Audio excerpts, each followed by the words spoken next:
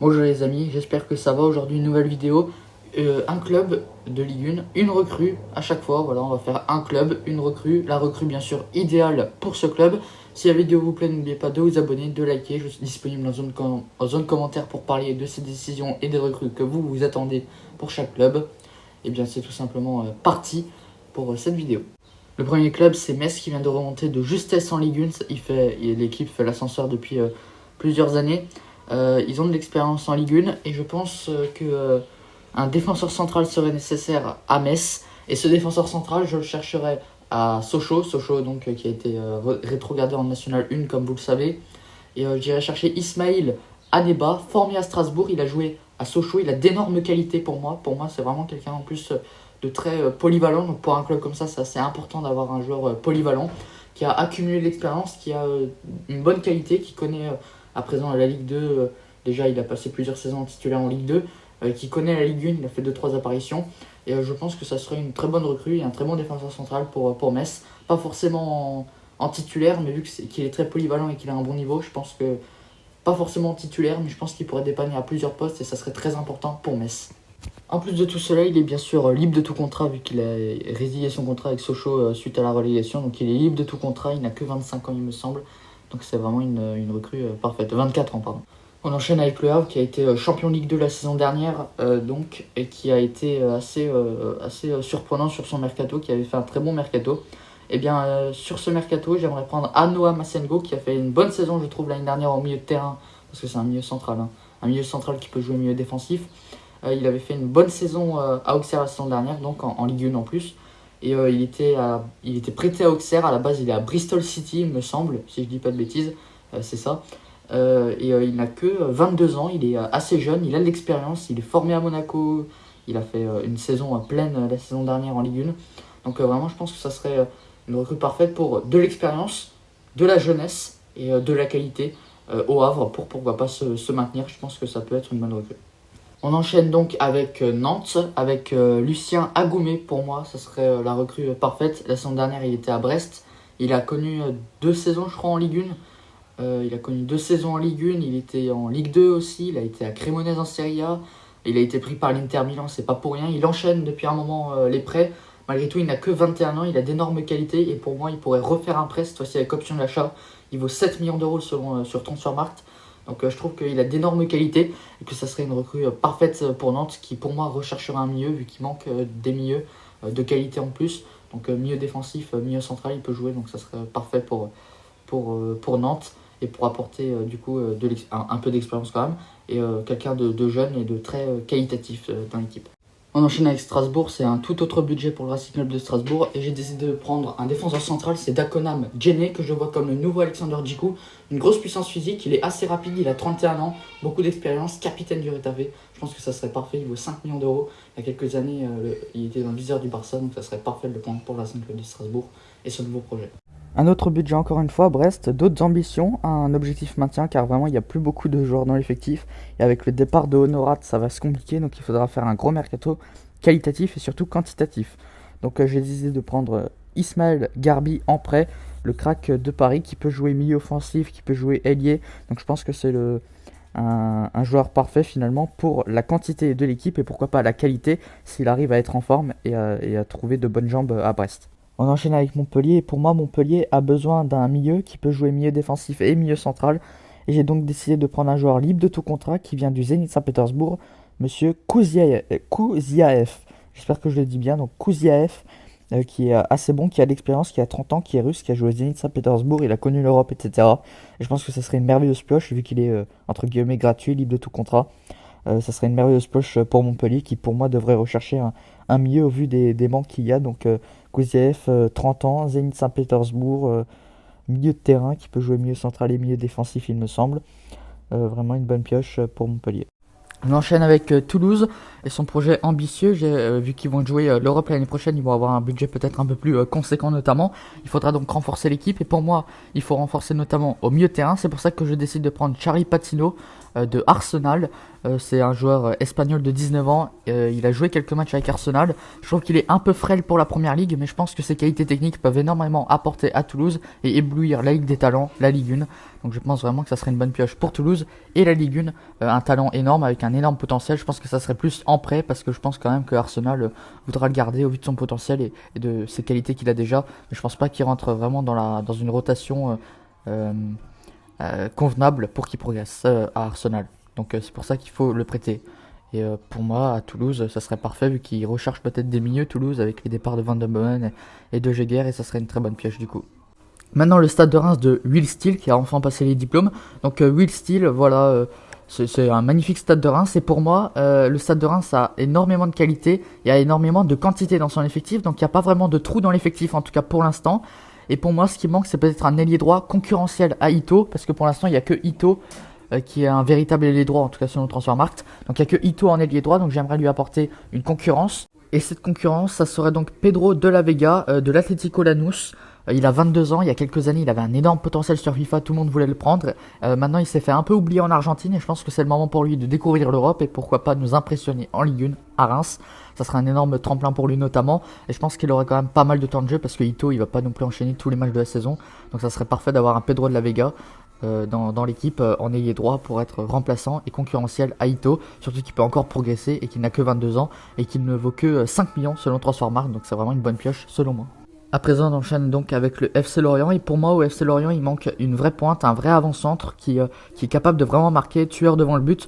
Parce que pour l'instant, on a certes Bamba Dieng, mais Bamba Dieng, pour moi, c'est plus un joueur de côté à l'heure actuelle, au vu de sa vitesse et au vu de ses manques de qualité de buteur. En fait, c'est pas vraiment un instinct de buteur. Le problème de Bamba Dieng, c'est qu'il est pas assez tueur devant le but et qu'il n'arrive pas vraiment à enchaîner les buts. Et je pense que pour un club comme ça, il faut un buteur qui fait ses stats et qui arrive à vraiment marquer des buts. Ibrahima Koné, je trouve qu'il est bon, mais que c'est mieux de le garder en remplaçant. Et du coup, je suis allé chercher un buteur libre de tout contrat qui serait une merveilleuse pioche donc pour Lorient et pour la progression aussi du FC Lorient, qui serait donc Josh Madja, qui serait parfait donc pour mettre des buts à Lorient et pour passer encore une fois un cap à Lorient. On enchaîne avec l'OGC Nice et à l'OGC Nice j'ai décidé de prendre un arrière gauche car Melvin Barr est assez limité et que derrière il y a encore un arrière gauche assez limité qui pour moi n'a pas encore assez d'expérience, il me semble que c'est Amraoui. Donc pour moi il fallait un arrière gauche un peu moins limité, largement plus fort mais toujours en phase de progression. Il vient de descendre avec Leicester City, il a été assez bon, assez fort je trouve. Il a été titulaire même il me semble à Leicester City. C'est donc Luc Thomas, l'arrière gauche de 22 ans. Et je pense que vraiment il a un énorme potentiel, une énorme marge de progression. Et pourtant il a déjà un très bon niveau. Et je pense que ça serait une merveilleuse pioche pour Nice. Alors je crois qu'il vaut environ 10 millions d'euros si je me trompe pas. Donc ça serait vraiment une bonne pioche pour Nice. À faible coût finalement au vu de sa marge de progression, de son potentiel et de son niveau déjà actuel. Et je pense qu'on peut en tirer pour assez peu, relativement peu entre guillemets. Parce que Leicester vient de descendre notamment en Championship. Maintenant on va à Clermont et on sait que Clermont n'aime pas trop dépenser d'argent et que ça aime prendre des joueurs soit libres de tout contrat soit en prêt. Donc j'ai décidé de continuer sur cette lancée.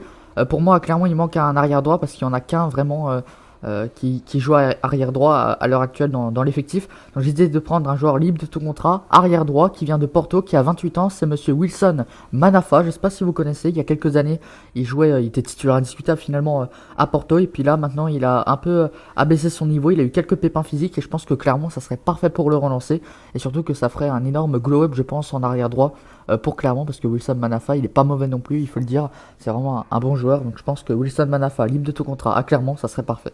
On enchaîne avec Lyon, et donc à Lyon j'ai décidé de prendre un défenseur central car en cas de départ de Castello Luqueba on n'aurait plus que Dejan Lovren et Sinali Diomande, donc ça ferait que 2 décès finalement en cas de départ de Luqueba et je pense que Luqueba il va partir on le sait.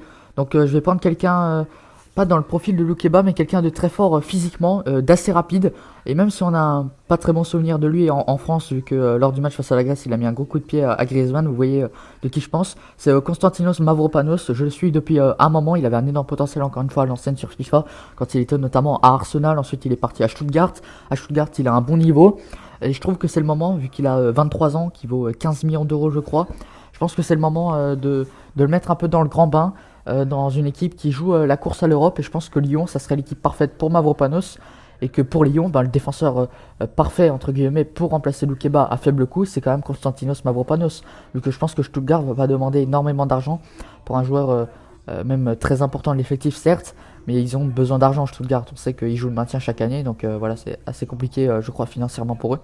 Donc je pense qu'on peut en tirer pour 12-15 millions d'euros et qu'on peut le prendre pour 12-15 millions d'euros et que ça serait parfait pour Lyon et que ça serait même parfait pour Mavropanos et sa marge de progression. On le rappelle qu'il n'a que 23 ans, donc il a encore un énorme potentiel et il a déjà un très bon niveau, encore une fois, un très gros bagage physique notamment. Donc c'est parfait pour moi, pour Lyon et pour Mavropanos. On enchaîne avec donc l'AS Monaco qui a terminé 6ème l'année dernière. Donc à l'AS Monaco, je devais prendre un gardien. Je pense que c'est la priorité, vous me comprenez, hein, c'est totalement normal. Je crois qu'il n'y a plus que Radoslav Majecki et le jeune Yann Lienhard qui est formé au club. Donc il faut bien sûr un gardien de but d'un certain niveau, parce que là, Alexander Nubel, on ne garde pas un très bon souvenir d'un gardien de but titulaire indiscutable. Et Benjamin Lecomte encore avant, donc on garde pas vraiment un bon souvenir. On n'a jamais eu vraiment un très bon gardien depuis Subasic à Monaco, et du coup j'ai décidé de prendre Dominik Livakovic, le gardien titulaire de la Croatie, qui m'avait impressionné à la Coupe du Monde. Ça fait des années, ça fait au moins 10 ans, parce qu'il a 28 ans aujourd'hui, ça fait 10 ans je pense qu'il est dans les buts du Dynamo Zagreb, et on lui a jamais proposé vraiment un contrat en Europe, je crois. Même si on a déjà voulu le recruter, on l'a jamais recruté finalement. Il est toujours resté au Dynamo Zagreb. Aujourd'hui c'est un titulaire indiscutable bien sûr, un capitaine, un très bon gardien de but, titulaire en Croatie, etc. Donc vraiment je pense que c'est le moment pour lui de rejoindre l'AS Monaco et de rejoindre l'Europe. Et pour l'AS Monaco, je pense qu'on n'aurait pas peur de mettre 15 millions d'euros, je crois que c'est sa valeur marchande, donc 15 millions d'euros pour un Dominik Livakovic aussi fort, 28 ans, un aussi bon gardien. Je pense que vraiment on peut se jeter dessus pour 15 millions d'euros, il n'y a pas de problème. C'est vraiment un super gardien. Et c'est la priorité de Monaco. Il faut un titulaire indiscutable comme ça aujourd'hui. Et en plus, il est bon sur les pénaltys, etc. Donc je pense que ça serait parfait pour Monaco et pour glow up au niveau du gardien de but, parce que c'est ce qui a peut-être manqué dans les années Nubel. On enchaîne avec le dernier 5ème de la Ligue 1, le LOSC. Donc au LOSC, on a Ismaili que j'aimerais remplacer en arrière gauche, parce que Ismaili, même s'il est très très fort, je trouve vraiment qu'il a un très bon niveau, mais malheureusement il a une certaine fragilité physique, et donc pour lui apporter une certaine très bonne doublure, ou un numéro 1 bis, une vraie doublure en cas de blessure, parce qu'on sait qu'il a beaucoup de pépins physiques, et il a pris 1 an par rapport à l'année dernière, ça c'est logique qu'il prenne 1 an, donc il prend aussi 1 an au niveau physique, et ça c'est très compliqué à gérer. Je crois qu'il a 32 ans maintenant, donc pour moi il faut vraiment une véritable doublure, une véritable concurrence à Ismaili, et j'ai décidé de prendre Romain Perraud de Southampton. Il vient de descendre et je pense que c'est l'une des rares satisfactions à Southampton. Il connaît la Ligue 1, il est très bon, et je pense que Romain Perraud ça serait parfait pour être un doublure, un numéro 1 bis à Monsieur Ismaili. Et donc je pense vraiment qu'il peut même s'installer en titulaire s'il arrive à enchaîner les performances. Et je pense que Romain Perraud ça serait parfait pour Lille, et ça serait parfait aussi pour Romain Perraud pour encore une fois glow up. N'oubliez pas, parce qu'on arrive bientôt à la fin de la vidéo, n'oubliez pas bien sûr de vous abonner et de liker la vidéo. Je suis disponible dans la zone commentaire pour parler des recrues idéales que vous voyez dans chaque club. En tous les cas, on est sur le 4ème de l'année dernière qui va garder Bruno Genesio. Je parle bien sûr du Stade Rennais. Donc au Stade Rennais, j'aimerais un arrière droit, et j'ai décidé de prendre un joueur libre de tout contrat qui a été formé à Chelsea, qui a été assez bon au Torino, qui a eu de très bonnes périodes. Ola Aina, qui pour moi serait parfait, parce que j'ai pas envie non plus de prendre un très gros défenseur droit, parce qu'il y a Lorenz Assignon derrière, et j'aimerais que Lorenz Assignon gagne du temps de jeu. Donc finalement j'ai décidé de prendre un joueur qui a un certain niveau, pas mauvais, mais qui va pas non plus cacher le niveau et le potentiel que peut avoir Lorenz Assignon, et qui va pas non plus le boucher ce poste. Donc Lorenz Assignon aura du temps de jeu, tout en gardant donc Ola Aina, qui serait un très bon défenseur droit. Donc je pense que ça serait parfait pour le club. Et pour Ola Aina notamment, qui évolue depuis quelques années au Torino et qui a affiché de très bonnes performances ces dernières années. On enchaîne avec l'OM, et vous savez très bien quel poste il faut chercher à l'OM, c'est un arrière gauche, car aujourd'hui on n'a plus d'arrière gauche. Voilà, il n'y a plus d'arrière gauche à l'OM à l'heure actuelle, donc il faut bien sûr absolument en chercher un.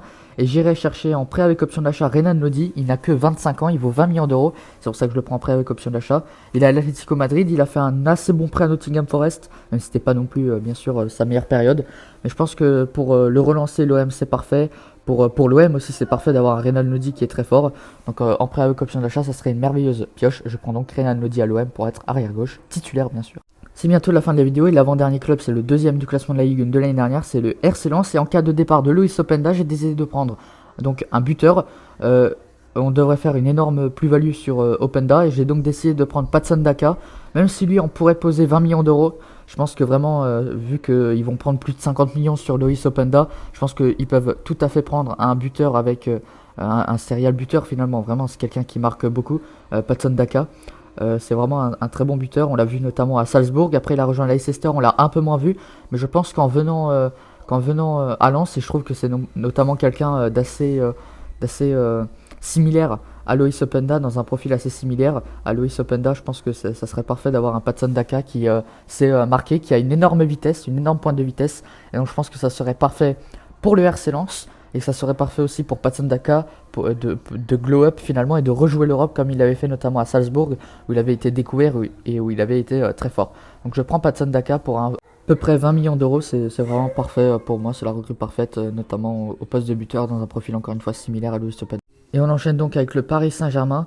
Pour moi, il faut un ailier droit qui peut aussi jouer ailier gauche. Et pour moi, dans un renouvellement d'effectifs à Paris, la recrue parfaite, ça serait le frère d'Inaki Williams, c'est Nico Williams. Il n'a que 21 ans, il vaut plus de 30 millions d'euros. On peut l'avoir pour 40 millions d'euros à peu près, mais c'est un super ailier, superbe qualité, un espagnol, vraiment de superbe qualité. Nico Williams, vraiment, je pense qu'il faut vraiment pour le Paris Saint-Germain un mec comme ça. Surtout si t'as Mbappé en pointe, si t'as Nico Williams, et après, je sais pas qui tu veux mettre, peut-être Neymar.